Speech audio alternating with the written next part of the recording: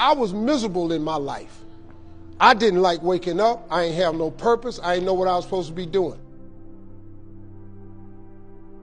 On October 8th, 1985, I walked in a comedy club for the first time. Signed up for the following week. The following week, a girl took me down there. She said, "You got to go to comedy club. You're the funniest person I've ever met." I never even heard of comedy clubs. I'm 27. I walked in the comedy club. I signed up for the following week. I'm gonna sit here and learn. I knew I was funny. I just didn't know what to do with it. They had 10 acts go up. 9 of them went up. I didn't laugh at one joke. I was just sitting there just, man, I wish that was me. Man, they should have said this. Every joke they told, I knew the punchline before they said it, and I wrote a better punchline in my mind, what they should have said. It got to guy number 10, they called his name, he wasn't there. They said, well, he's not here, we're gonna go to next week's list. Steve Harvey, where are you? Long story short, I won amateur night that night. I won $50. It was a 45-minute drive to my house with this girl named Gladys. I cried 45 minutes. She said, "What you crying for? It ain't but $50. I said, no, you don't even understand. I was born tonight. I now know what I'm supposed to do. I went to work the next day, October 9th, and quit my job. With $50, I had nothing. I just never gave up. I'm gonna tell you something. That decision cost me everything I had. I lost everything. I lost my family. I lost friends. I lost everything. I became homeless. I lived in a car for 3 years. But I just saw this, I saw this vision. I just pursued it. I said, wow, that's it. You have to take chances in life. Life is about risk. If you play it safe in life, you ain't gonna have much of a life. If you play it safe, you won't have much of a life. Life is risk. It takes courage to pursue your dream. Now, it's gonna cost you something. Most people are not willing to pay what it costs to go after your dream, because you're gonna have to hurt a little bit. And most people don't like being uncomfortable. If you don't want to be uncomfortable, please do not pursue success, because success is a very uncomfortable feeling. And I just learned to be comfortable being uncomfortable.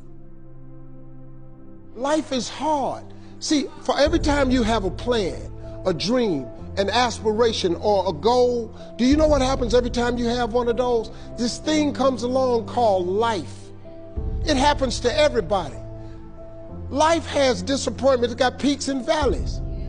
You're gonna lose somebody you care about one day. That's a valley. Somebody gonna close the plant you thought was gonna stay open so you could retire. That's a valley. Somebody gonna fire you for an unjust cause. That's a valley. The people that got your credit card gonna sell their company, gonna sell their business to another credit card company. Your 18% go up to 26%. You don't even know why now. Your minimum didn't change because it's life. You can stop thinking that life fitting to be easy, because I got news for you, it ain't. That's a false hope to think you're gonna have a wonderfully carefree life. That's unthinkable. We all live in this bubble. What you gotta do, you gotta put more air in your bubble. You got to blow your bubble up. Expand yourself. Take yourself out your comfort zone. Do not live in your bubble. Put some more air in your bubble. If you stay in your comfort zone, that's where you will fail. You will fail in your comfort zone. Success is not a comfortable procedure. It is a very uncomfortable thing to attempt. So you got to get comfortable being uncomfortable if you ever want to be successful. Start putting some pressure on. Put some pressure on yourself. Get out here and get about it. Look, I'd love to sugarcoat this thing for you. I'd love to tell you, look, you can go out here and get rich, do a couple of things. That ain't happening. You got to get real doggish. You got to get downright funky if you want to make it.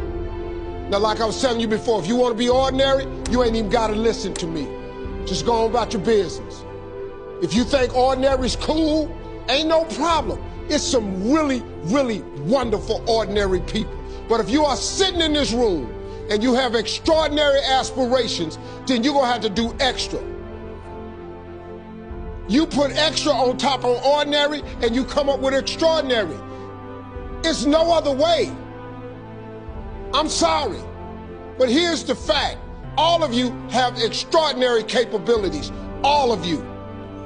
You have to decide if you are willing to do the things to put you in that category.